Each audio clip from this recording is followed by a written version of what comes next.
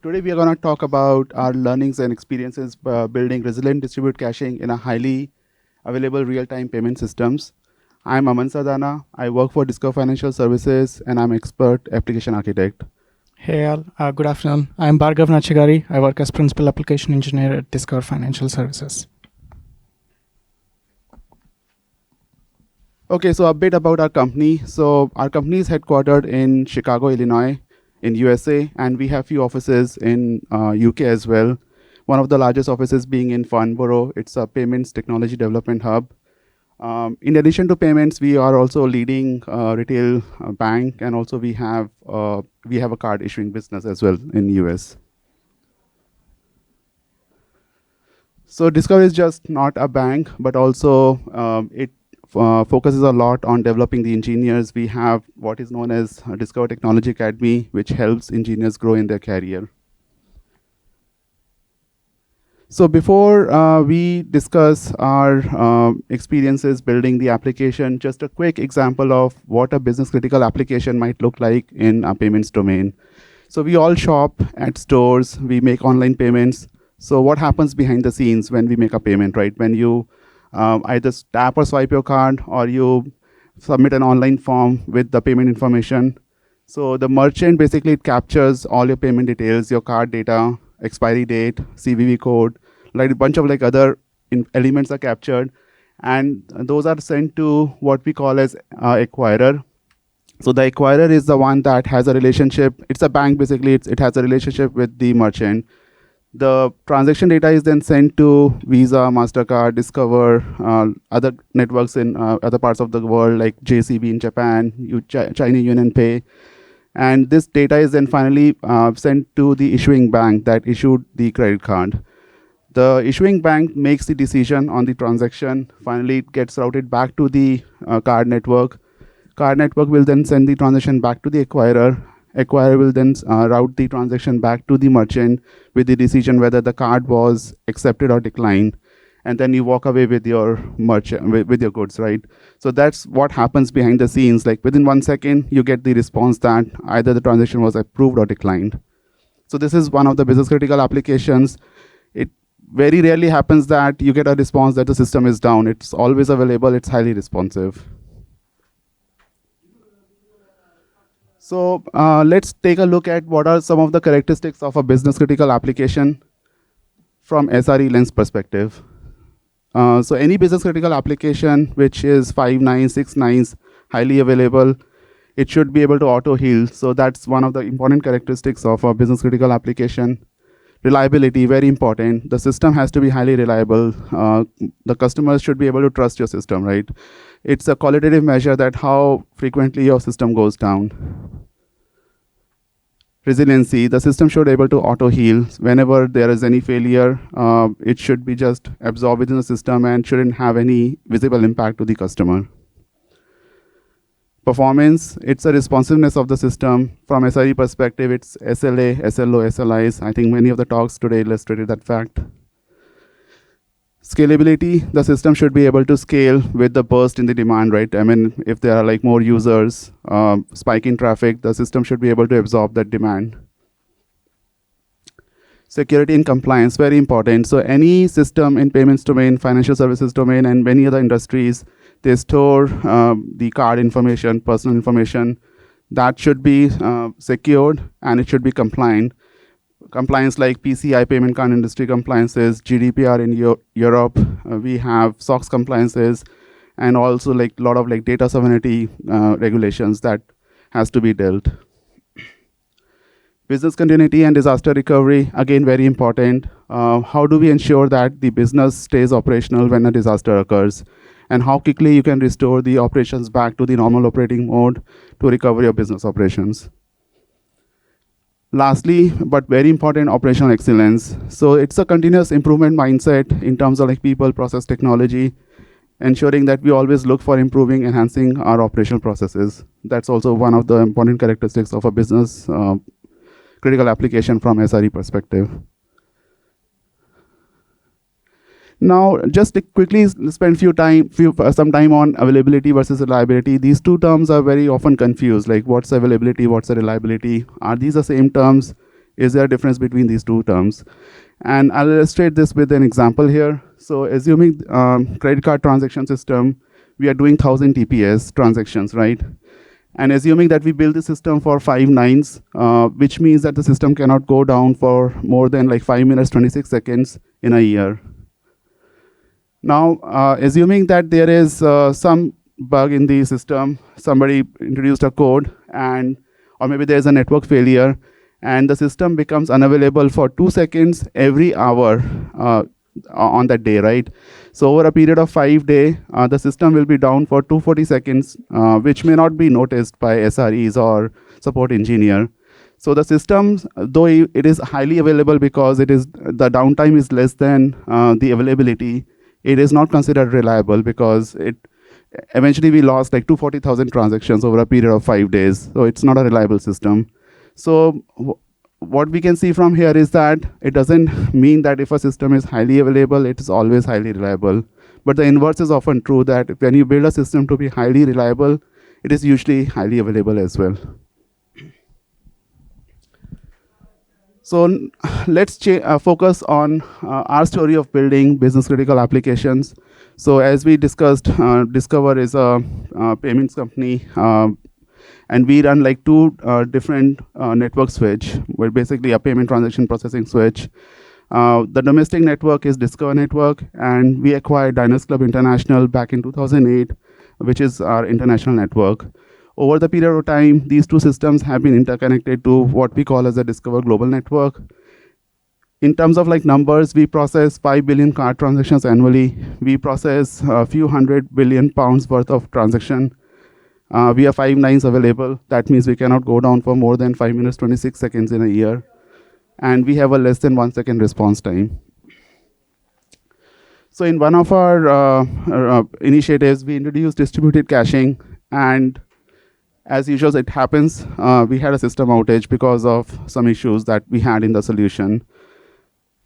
Now, what happened next? It's a stressful situation, right? I mean, anytime you have a major outage, you lost some business, the next thing that you do is like you get back to the drawing board to understand what happened, right?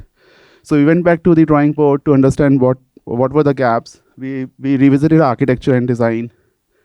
We understood that we were using an older version of a caching product, which was doing some server-side failover, not doing any client-side failover in circuit breaker pattern for resiliency. And we were using some default product configurations, which we never reviewed. Like we just went with the product, we installed in production without changing some of the default configurations to tune it to our network. We did improper handling of the network partitions, split brain scenarios, and various other failure modes. And lastly, but very important, that we learned the hard way, the team who was developing the business features, they were also responsible for building out the caching platform.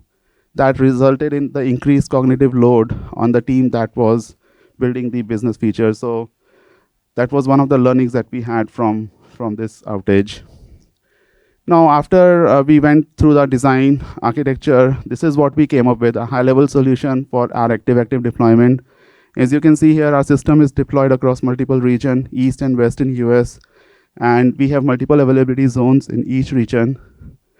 The client applications in AZ1, they connect to the local caching cluster, and same holds true for the AZ2, and also AZ1 and AZ2 in the other regions. So this is a sort of like a steady state where the client apps always connect to the local caching cluster. Now, what happens if you lose one of the caching cluster in the AZ, right? So the client application will lose the connectivity. It has now to connect to the other caching cluster by doing an automated failover. Now, this client app is connected to the other caching cluster in the same region. Might introduce a little bit of high latency, but still acceptable because it's in the same region. Now, the problem is what happens when we lose both the caching clusters in the same region. It's a problem because you don't have any caching cluster in the same region. So you have 2 choices. Either you stop taking the traffic in this region, move over entirely to the other region, or the other option is that you do an automated failover to a caching cluster in the other region. Not a very ideal state, but still it is better than losing the transaction as far as you are still within your SLA, SLOs, right? So that's what we decided in our use case. But again, this is very use case dependent, whether you want to fail over to the other region or not. Now I'll hand it over to Bhargav, who will talk about a detailed failover failback design. Yeah, thanks, Aman. Again, as Aman mentioned, right, so we went through our drawing board and we figured out there was some complex server-side failover. Again, it works really well, but it takes like few seconds for clients to notice that there is an issue within server. And the bigger part of the design was servers will hand over the connection from one server to other. So this introduced some complexity where all your caching clusters have to be aware of all the other caching clusters. And also it takes few seconds to resolve a connection. And as Aman mentioned earlier, right, so we are a highly available system and we receive some thousands of transactions per second. And few seconds of connection loss will result in lots of revenue loss for us. So one thing we did was we changed from server-side failover to client-side failover. So for this, as platform team, what we have did is like there are a lot of teams who use distributed caching product in our team. So what we did is we introduced this custom library, which would do all the automated failover and failbacks. So we have abstracted all the complexity from developers team, and we also looked in SRE perspective, and we built out a few features within this. And again, this is complete solution that we have. Again, these are the four factors that we like invested into and looked into. Let's dive deeper into this. But before that, I'll show you like high-level design that we have gone through for this caching library. Again, this is one stop for everything. So caching library will manage all the operations to your cluster, and also it manages all the connectivity within the cluster. And as part of this, for us to abstract all the complexity from developers, we have provided something called exception handling contract. So any application that uses this library will handle all the exceptions through this contract. And this exception handling contract will then manage, and it will identify when to fail over or what to do based on the exceptions that we receive. So for the error handling or exception handling, we looked into all the product exceptions that can happen, and we have categorized them into two. One is system critical, where you can no longer connect with the cluster and you can no longer perform any operations on it. And tolerable exceptions, again, these are some network timeouts that you can often see in any of the networks. And also there could be some operation timeouts where your cluster is a little bit slower to respond. So the tolerable exceptions are okay to have. You can tolerate timeouts and you can retry. But system critical exceptions are the ones which will trigger failovers, because you can no longer communicate with the cluster and you have to have an active connection to serve the traffic. For the tolerance of the exceptions, we have implemented resiliency F4J or circuit breaker pattern. In our case, we have little bit complex failover patterns in our library. So we had to go with the custom circuit breaker pattern solution. So what we did was we implemented sliding window algorithm. Sliding window algorithm have two things. One is it decides based on the time and count how many exceptions it can tolerate within a given time. Little bit in illustration of what it does. For example, you have a 30 seconds window and you see 3 timeouts. And for example, you have set your threshold to be 5, right? So as 3 is a little bit less than your threshold, it's okay to still operate with the same cluster. And within the next time window, you'll see now the timeout counter resets. And again, it will start fresh within the next 30 seconds. So in this time, if you see any failovers over the threshold or within the threshold limit, this is going to trigger a failover, because now you are seeing more timeouts than you expected. And again, these are not system critical, but it's always good to failover, and your SREs and support teams look into it and see what's going wrong, why we're taking so long to perform these operations. So once the failover is done, again, you start fresh within the next 30 seconds window, or even within 20 seconds. If you see 5 timeouts, you start in next window, and that's when you'll count for like next threshold. So these are the considerations that we have given for automated failover and failbacks. And again, these are the widely used use cases. Anyone can apply if they are looking into certain things as well. So one of the things is exceptions that can happen. So our approach was to provide an exception handling contract. And also we have thought about forced failovers. It's also important for you to not only failover in an automated way as well, but there would be some planned maintenance on your cluster, or if your cluster goes down for any reason, if you're not able to recover within certain time, you have to failover. And there are a couple of other scenarios we'll discuss about the forced failover as well, and see when this can be applied. And the next important factor to consider is you have to provide a way for teams to retry after a failure occurs, or else that particular operation is lost. Again, this is a little bit flexible. Some of the business transactions can absolutely need a response back. So in that case, you have to perform a retry. And if you're okay to fail your transactions and let the customers retry, then you can also have that flexibility in that. But in our system, for us, we have to respond no matter what. So we have to fail over and then perform a retry to get a successful operation. So failover tries are how your clients fail over from one connection to other connection. You could do like at most once, or at least once using round robin. So in case of like if you're seeing system critical failovers, then it's recommended to do at most once failover. That means that you can always operate on successful caching clusters where you can make a connection and do the operations on. And failbacks are the ones once you have your cluster restored. You should also always check and make sure that your state of the cluster is good and it's safe to operate and take transactions in. And automated failbacks can also be again implemented, but that needs like a lot of practice and confidence. It doesn't have to be on day one thing that you can do, but you can slowly get the confidence and implement over time as well. And the main crucial piece is like thread safe. So again, on the highly available systems, you get thousands of transactions per second. And if there is a failover, if there is a critical failover within the cluster, all these 1,000 transactions are at risk. So you have to make sure that all these 1,000 transactions do not trigger like more than one failover. So you have to only fail once. And also the failback should be like seamless, or even the failover process should be seamless. You should not see any disruptions to any of your operations. Yeah, so these are the 5 factors we considered for automated failovers and also failback within our design, client library design. So this is a little bit deep dive into how it operates. Again, we said we implemented failovers. So as you can see, little bit illustration on the environments here. So we have 2 regions, east and west, and we have 2 availability zones where our caching clusters are deployed on.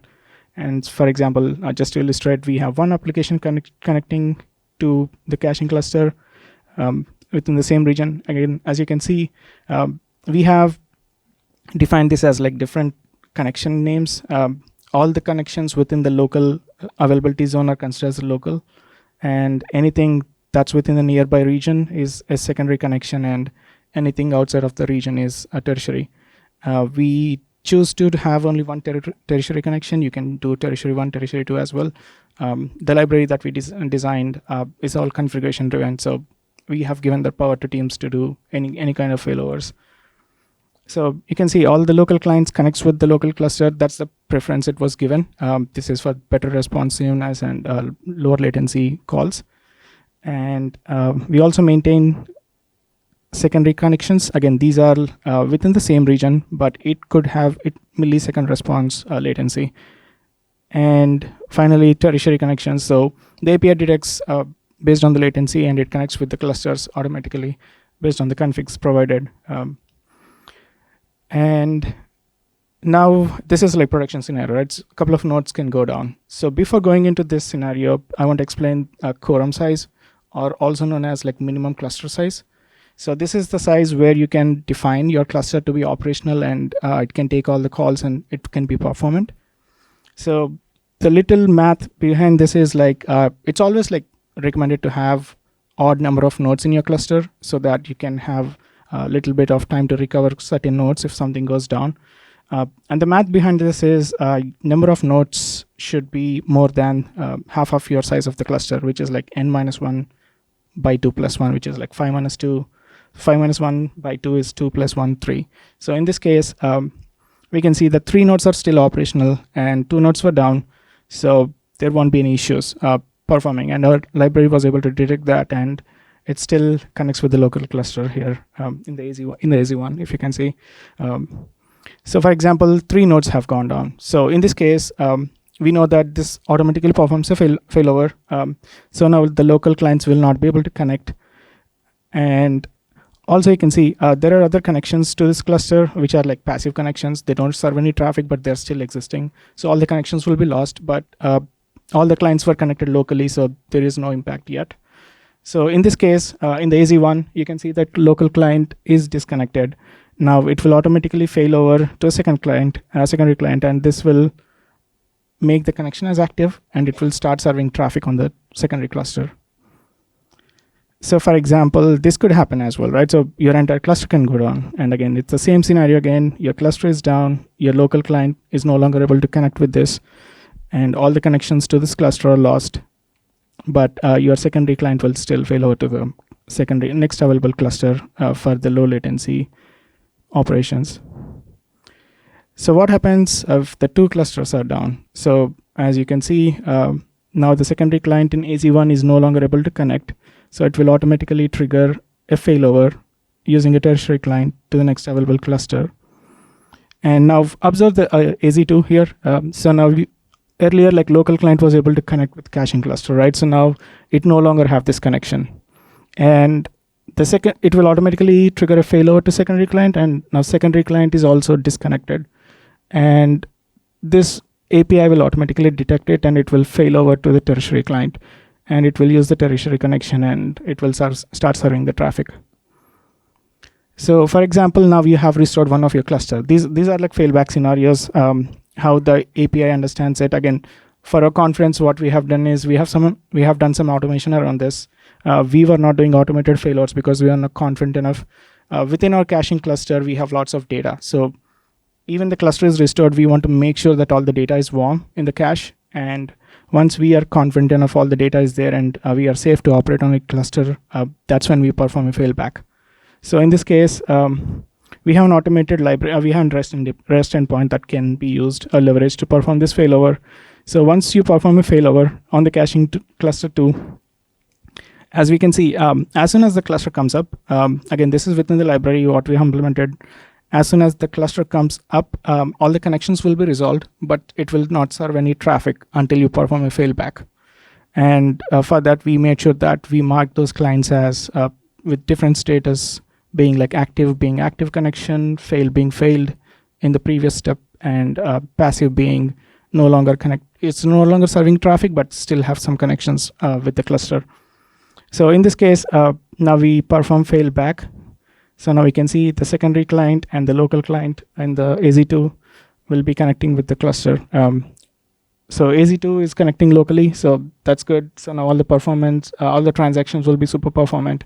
And in the AZ1, as we can see, secondary client is connected to AZ2 within the same region. So you'll see a little bit of latency, but it's okay because the cluster 1 is not yet available. So again, this is to illustrate, once the cluster is back up, now again, the connection gets resolved. You perform a failback, and it automatically resets all the client statuses, and local client connects with it. So this is the happy path, right? So you are like back with the operational in the local zones, and you are happily serving all the traffic within the SLAs that you have. So as you can see, this is like super busy, meaning there are a lot of connections within the client and applications. There would be not just one instance, multiple instances of application connecting to your cluster. And you can still see that there are like connections established for all the clients, but you will not be able to figure out which of these connections are serving traffic. That's one of the challenges that we have seen while developing. So what we did was we did some thought process, and we did some event streaming of connectivity information. And that's when we built out this dashboard. Again, any issues happening in production or anyone looking, SREs or support teams looking at this, now they have like one holistic view of entire system in here. So as you can see, this shows the status of the zones where it's connected, local being local connection. If you see a failover happened, it could be secondary or tertiary based on where you are failed over. And we are also displaying all this information that you can see based for the timeouts as well, how many timeouts occur within the window, and this is the window as well. You can reconfigure these. We have set for our system, we have set like a little bit higher timeouts, considering we don't see that often, and our threshold is a little bit higher considering it's okay to perform a retry within the SLAs and performance that we have. Again, this is purely based on your numbers. Do some performance testing and understand what's going on within your system. So you should be confident enough to set these. And it gives you information on if there were any failovers that occurred, because all the connections are with the local clients. You don't see any failover. So the current failover tried is set to 0. And you can see all the zone information as well. We have built a dashboard in such a way that it gives all this information. And again, as we are streaming, right? So it would be better for SREs and support operation people to look into these all these streaming events based on the time and based on host as well. But the next dashboard is the one which shows all the events that we emit. So as you can see, now we have all the client connections. You can see the local client is active. That's the status, and it shows that it's connecting with the local zone with the cluster name in it. And on the right, you can see a whole bunch of metrics that you already see in the dashboard. And you can also see the passive connections there, status. That being said, they are still established with the cluster, but you don't serve any traffic. That's how we figure out which of the clients is taking the traffic. And it gives you information of both the name of the client and the cluster it's connecting with. Again, this is an illustration of another AZ, and you can see with one snapshot, you can see all the statuses of each of the clients that are connected. And we are also displaying a couple of lifecycle events. Again, these are crucial for us to understand what's going on within each client, either timeouts or failovers. All those alerts will be displayed on the dashboard, and they are like synced with the time window that everyone is looking. So if you see certain timeouts here, there could be a timeout on one of those clients. And also we are displaying the failover alerts, like whenever the failover occurred. This will show an alert, as we don't see any failovers that happened during this time we captured it. It's still not showing anything, but yeah, once a failover occurred, it will show the alert here. And as soon as the failover occurred, it's going to trigger an email with the change ticket or incident number, so your SREs and support can look into it. So these are all the things I have. Again, Aman is going to talk a little bit more about the automation and the other API that we built to perform this automation. Sure. Thank you, Bhargav. So we looked at the problem statement. How did we come up with a solution? Some of the automated failover failback that we did. Now, whatever we do, right? I mean, we can build a system to auto heal. We can make an assumption that our system is highly available, 5 9 6 9s. But the fact of the matter is that you will still see some outage. There are things that are beyond your control, right? I mean, there might be some hardware failure that you cannot control by writing a software, right? So there's always a cost to the IT system whenever there is a system outage. So as per one of the research done by Gartner, the average cost of IT downtime is 4,500 pounds per minute, which translates to 75 pounds per second. Now this can vary based on the industry, size of the company, but the point to be noted here is that it's very costly for the company to have a downtime. It's not, I mean, it results in, it impacts the bottom line. There's a revenue loss, productivity loss. So all the highly skilled engineers, instead of like spending time in delivering a high value task, they spend time troubleshooting the issues, fixing the bugs in the system, right? That's not something that a company wants. Lastly, but very important, brand reputation loss, right? So if you have a highly available system serving millions of customers, it goes down. We have seen that company, I mean, the company name would be in the media next day, right? So that has happened. We have seen that. So it's very costly for the company to recover from these brand reputation costs. So now the question is, how do we reduce the cost of system outage, right? It will happen, but we have to do something about it. And the answer is very simple. Reduce the mean time to restore using automation. How quickly we can recover the system outage using automation, that makes a lot of difference. So we looked at the solution that we built. Now, before we went live, we were thinking hard, like how should we reduce the MTTR? And the only answer that we had was like, okay, we have to build something extra on top of our solution to automate the recovery of the system. So we ended up building this solution in addition to our core platform solution. As you can see here, we leveraged ServiceNow Orchestrator, where it provides a form where the SREs or support engineer can submit the request for cluster recovery, forced failover, failback. There is an automation platform. You can pick and choose any automation platform of your choice. We ended up using Ansible, where it interfaces with a cache management API. So this is an API that we built in-house to provide a decoupling between our automation platform and the core platform. So anything that we do on the core platform, it is all being routed through this API. So we have things like cluster health check, control validation. This is something that we deliberately added to our workflow, where if these are like kind of like guardrails, right? So somebody might trigger this automation without knowing the current state of the system. So this control validation will stop the workflow if somebody is doing something on the cluster or the system which is not desirable. We can also look at the client connectivity status, forced failover, failback, cluster recovery, and bunch of like other capabilities that were provided by this API. Now let's take an example. What happens if there is a network partition? So we looked at some of the previous slides that there could be a state in the cluster where because of a network partition, instead of like having one cluster in one AZ, we could have two clusters now because of the network connectivity issues. So here, as you can see here, there are two clusters, one with 3 nodes, the other one being with 2 nodes. So the client app which is connecting to the smaller cluster, it will get split brain exception and it will immediately fail over based on the solution that Bhargav went through. So client app will connect to the caching cluster in the other AZ within the same region. So now what happens? As you can see here, the client app in AZ1, it is still connected to the 3-node cluster. So now SRE determines that we have to recover this cluster because the cluster is split into, one cluster is split into 2 clusters. We need to recover this cluster.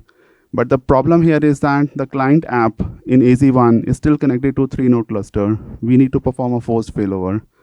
So the answer is very simple here. How do we do that? We basically submit a request in this form. It's a UI where SRE will go in and select forced failover. It will trigger a workflow.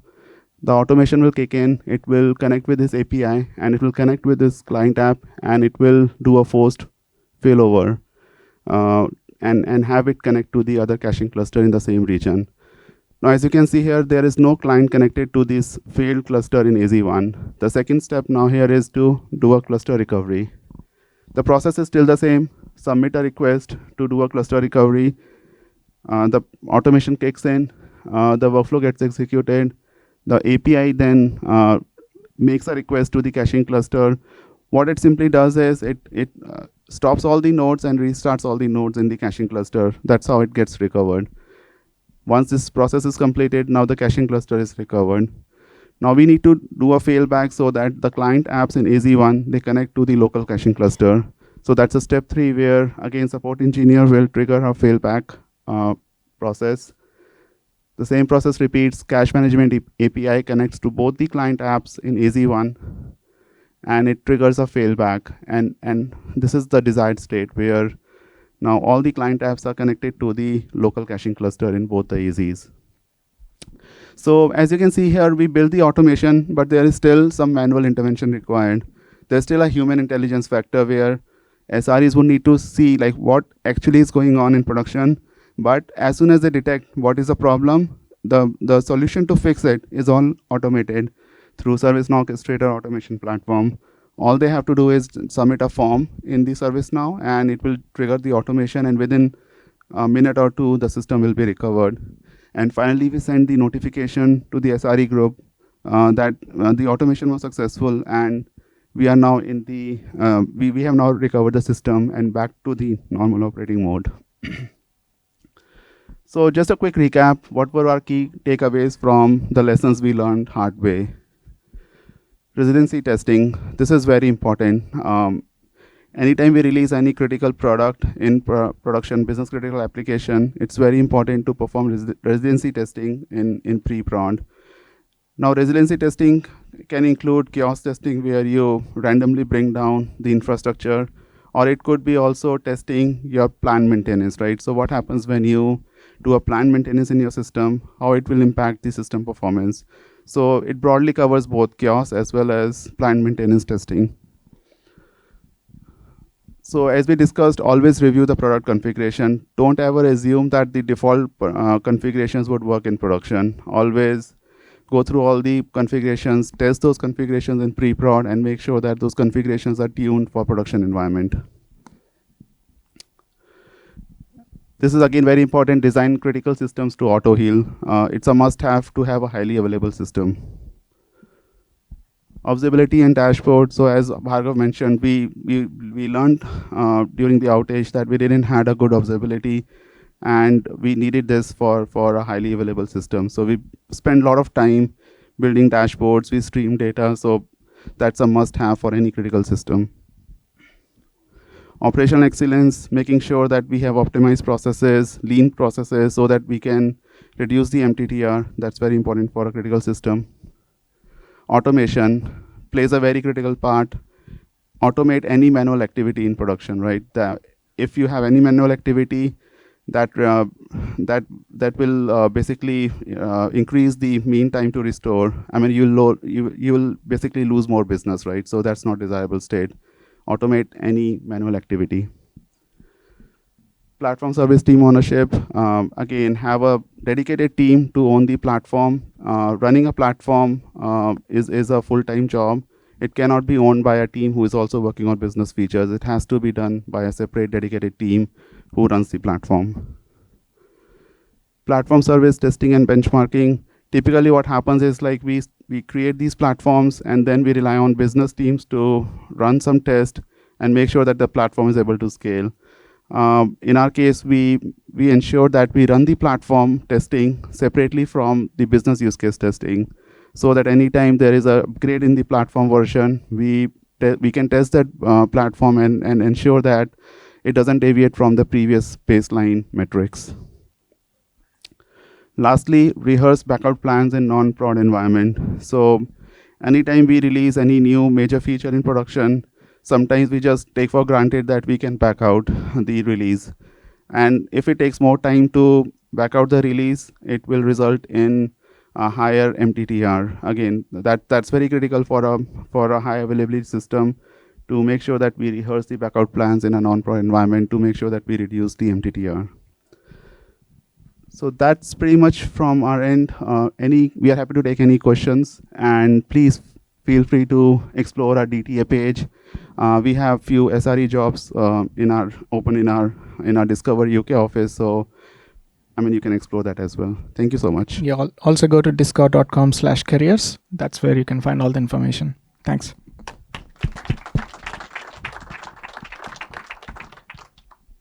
Any questions?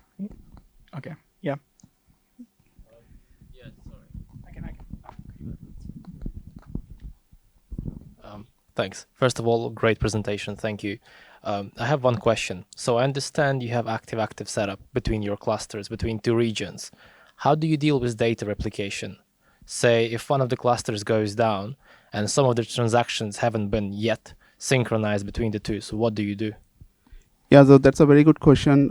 So we do have some use cases where we could live without data synchronization, but we do have other use cases where the data has to be replicated. So in one of our use cases where we had that dependency where the data had to be synchronized, it has to be synchronously replicated between two clusters. We had to deal with that on the client side itself. Instead of like relying on the platform to replicate the data, we thought like it's best for our use case for the client to make connections to all the cluster and make sure that the data is getting synced up in all the clusters before we mark the transaction as successful. So client side, it worked well for us. We can rely on the platform itself, but again, that's not very deterministic because of some network issues. It can either take 500 milliseconds to replicate the data. It could even take like 2 seconds. So because of that variation, we thought like it's best for us to handle that on the client side itself to make it more deterministic. Good approach. Thank you very much. Sure. Do you have a follow-up? follow up to your question, with the synchronizing in the client side, would that introduce like a latency that's too big for your SLOs? Again, it depends on the use case to use case. For some of the use case where we needed synchronous replication, we had like a latency of about 1 second or so, which was okay for us. One of the use case where we had to have replication, but it happens that we can respond back to our client that we have received the transaction, and the next following, like for instance, we could get the authorization request, and then we can get the reversal request, right? So reversal request has to fetch the data for the original authorization, and that there's some lag by the time we get the reversal request, right? So we can live with some delay in getting the data replicated. So it's a very fine balance that has to be created. It's a well-known problem with all these distributed systems. Either you have to have a compensating transactions, right? If you lose some transactions, you have to compensate the transactions in a distributed world. So it's a complex problem to solve. It depends on the use case to use case. Some use cases might be okay to have some delay. Some use cases might not be okay to have the delay. In our use case, we felt that ensuring that the data is getting replicated on our client side worked well for us. Nice, thanks. Yeah.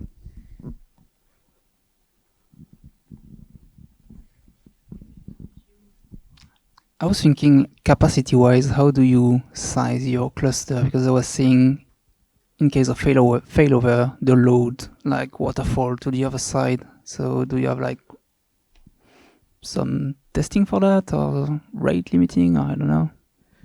Yeah, again, a very great question. So capacity planning, yeah, we do that upfront to make sure that we order enough infrastructure. We sort of provision enough infrastructure to handle all the capacity. As soon as you start designing the system for failover failback, right? So as you saw, I mean, we can have all the traffic being routed to one of the AZs in the other region. As a design principle for our system, so our system is running in US, right? So US has 2 power grids. So if you lose one of the power grids, you can bring down the system. So as a design principle, we ensure that one of the data center running in West region, for instance, can handle the entire load. So we over provision in our case because as you can see, it's a critical system. It cannot go down for more than 5 minutes, which has to take into account like all the different conditions like in production that can make the system down. For that, if we have to fail over, that means that the entire traffic would now be coming to one of the regions. Or it could be that out of 4 data centers, 3 are down. That's again an extreme scenario, but we have already covered that by making sure that we have enough capacity in one data center to handle all the load. Now, some of this could, I mean, we estimate beforehand, but we run tests in our benchmark environment to make sure that we can handle all the traffic in one of the data centers. So our performance testing, benchmark testing takes into account that capacity planning. Okay, there's no testing like disaster test in production, like you shut down cluster manually. We did that, yeah. Yeah, Yeah, oh okay. yeah, I mean, it was like almost like, I would say like 1.5 months we spent time. I mean, especially after this outage, we learned hard way. We didn't focus too much on disaster recovery testing. And after this outage, when we redesigned a solution, we spent like almost 1.5 months just to make sure that we do all the resiliency testing by bringing down the cluster in one of the regions. Also, I mean, what we didn't discuss is like we also had a backing database to this cluster. Even we ensure that what happens when we bring down the backing database, how does it impact the cluster? So a lot of effort went into doing the resiliency testing. Cool, thanks.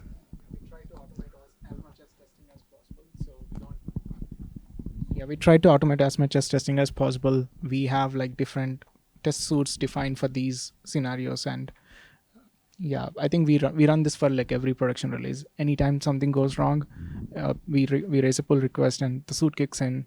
It takes about like hour or two, and it maintains and it does all these scenarios that we just talked about. And yeah, that's how we automated it. So we don't want to do this over and over again and spend engineers hours on it.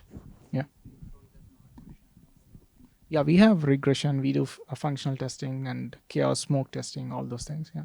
But we automated the chaos testing itself, where we break down the Hazelcast or any caching product you might be using. So we bring down those nodes, and we see that what's the impact on the system. So that is now being automated like all throughout our system.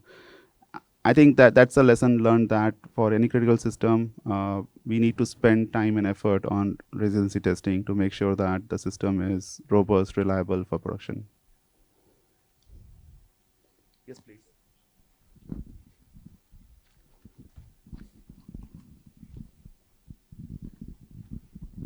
Hello. Thanks for the very technical presentation. So one question I have is that, I think from the dashboard I understand that you're failing over after 1 minute with the 16 timeouts. That's what I saw there. No, that is just the timeouts scenario. That is for tolerable exceptions. It's not system critical. So there could be some operation timeouts, right? So for example, you have back pressure built in, or you have rate limiter built in. If your request is taking more than certain designed millisecond time, you will fail over the fail over the request because it's over your SLA. So there are some network timeouts that can happen as well. Yeah. So in that case, you cannot do anything, right? So those are the level of exceptions or the SLAs that we defined. So we were okay with having 16 or like whatever the number is. Initially, we want to be too aggressive. That's where it is. So we were looking for those exceptions to occur, and we are retrying again. It's not just like that particular request is timed out. But yeah, that was our tolerance level set. It's not for all traffic it's moving away. It's only for like few transactions that we see that. And if we are seeing the cluster is like so slow, or like it's having too many outages, then we fail over, and then we see what's going on with the cluster. Is there any network activity or CPU usage high on that particular cluster? Why it's taking so long to respond back? And then we try to do the SRE operations of like failover all the clients that are connecting. Again, as you can see, right? So if two clients are connecting to the cluster in one region, maybe I'll show an example. So.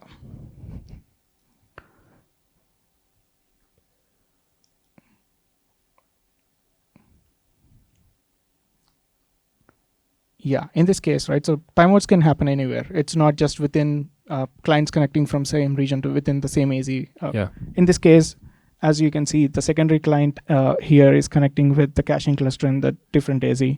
There could be timeouts because there could be a little bit of latency for these transactions. So in this case, we are okay to tolerate them, right? So we can expect these things often. And again, if you fail over from all the way from one region to other region, now you have like larger latency. And you can also see timeouts in terms of like network connectivity. Yeah, for the failover, the threshold is like 16 errors per minute, right? So I just want to know whether you receive false alarms for that one. Yes, we do. That's what the dashboard is for. If you can see, this is the one. And is it common? So you can see the timeout alerts are here. And this triggers an automatic email notification for SREs and support to look into. It creates an incident automatically and it gets notified. I think you picked up a good point. So false positive, yes, we do receive false positive, and sometimes it does happen that the client fails over to the other cluster, even though there might not be any issue in the cluster, but because of some business transactions timing out, maybe for some other reason as well, right? So it might cause the client to fail over. Or we have seen some like behavior from a participant where they send too many transactions at the same time.